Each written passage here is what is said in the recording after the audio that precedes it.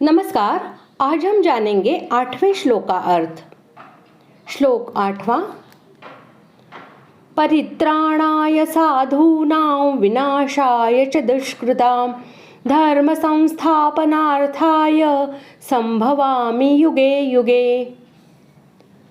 श्लोक का अर्थ, साधु पुरुषों का उद्धार करने के लिए, पाप कर्म करने वालों का विनाश करने के लिए और धर्म की अच्छी तरह से स्थापना करने के लिए मैं युग युग में प्रकट हुआ करता हूँ। जो पुरुष अहिंसा, सत्य, अस्तेय, ब्रह्मचर्य आदि समस्त सामान्य धर्मों का तथा यज्ञ, दान, तप एवं अध्यापन, प्रजापालन आदि अपने अपने वर्णाश्रम धर्मों का भली भांति पालन करते हैं, दूसरों का हित करना ही जिनका स्वभाव है, जो सद्गुणों के भंडार और सदाचारी है तथा श्रद्धा और प्रेम पूर्वक भगवान के नाम, रूप, गुण, प्रभाव, लीला आदि के श्रवण, कीर्तन, स्मरण आदि करने वाले भक्त हैं, उनका वाचक यहाँ साधु शब्द है।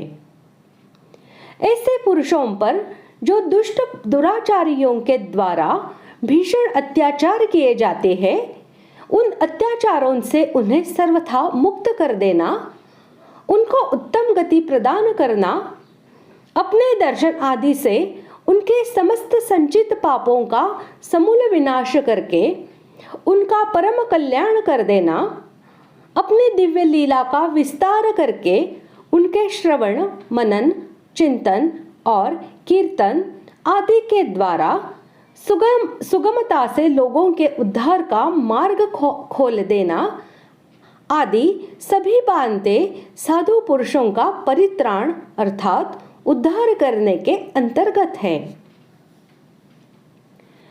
निरपराध, सदाचारी और भगवान के भक्तों पर अत्याचार करने वाले जो मनुष्य है, जो झूठ, कपट, चोरी, व्यभिचार आदि दुर्गुण और दुराचारों के भंडार है, जो नाना प्रकार से अन्याय करके धन का संग्रह करने वाले तथा नास्तिक है, भगवान और वेद शास्त्रों का विरोध करना ही जिनका स्वभाव हो गया है, ऐसे आसुर स्वभाव वाले दुष्ट पुरुषों का वाचक यहाँ दुष्कृताम पद है। ऐसे दुष्ट प्रकृति के दुराचारी मनुष्यों की बुरी आदत छुड़ाने के लिए या उन्हें पापों से मुक्त करने के लिए उनको किसी प्रकार का दंड देना, युद्ध के द्वारा या अन्य किसी प्रकार से उनका उस शरीर से संबंध विच्छेद करना या करा देना आदि सभी बातें उनका विनाश करने के अंतर्गत है।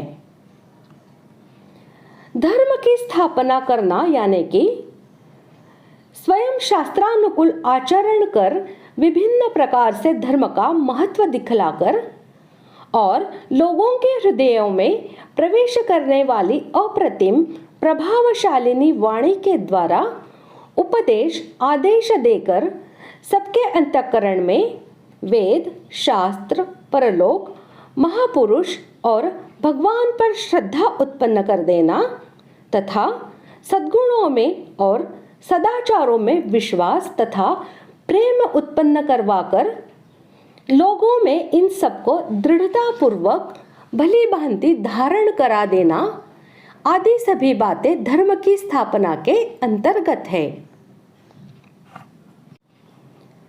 मैं युग युग में प्रकट होता हूँ, इस कथन से भगवान ने यह दिखलाया है कि मैं प्रत्येक युग में जब जब युग धर्म की अपेक्षा धर्म की हानि अधिक हो जाती है, तब तब आवश्यकता अनुसार बार बार प्रकट होता हूँ। एक युग में एक बार ही होता हूँ, ऐसा कोई नियम नहीं है। जिस युग में जितना कार्य आवश्यक होता है, भगवान उसी के अनुसार अवतार लेकर उस कार्य को पूरा करते हैं। इसलिए भगवान के अवतारों में तो भेद होता है, पर स्वयं भगवान में कोई भेद नहीं होता।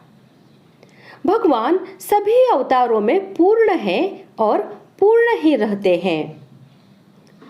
भगवान के लिए न तो कोई कर्तव्य है और न उन्हें कोई कुछ पाना ही शेष है।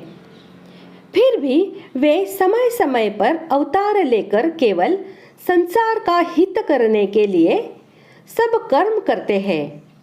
इसलिए मनुष्य को भी केवल दूसरों के हित के लिए ही कर्तव्य कर्म करने चाहिए। इस प्रकार आज हमने 8वें श्लोक का अर्थ जान लिया है। अगले भाग में जानते हैं 9वें श्लोक का अर्थ। धन्यवाद।